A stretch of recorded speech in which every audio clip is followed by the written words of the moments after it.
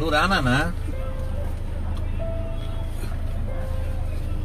నీ పేరేం పేరు? ఏ ఊరు? నాకు తెలుగు వచ్చా? తెలుగువాడు. చెప్పులు లేవు నీకెందుకు? ఈ పాత సామాన్లు అవి. అదే చెప్పులు లేవు అందుకని. ఎంతమంది పిల్లలు మీకు? సొంత ఊరు ఇదేనా? తెలుగు బాగా మాట్లాడుతున్నావా? మంచి తెలుగు. చెప్పులు కొనుక్కో. చెప్పులు కొనుక్కో. చెప్పులు కొనుక్కో. నువ్వు ఏ మతమైనా సరే మనిషిలాగా సుఖంగా ప్రశాంతంగా నిజాయితీగా జీవిస్తున్నావు అంతే.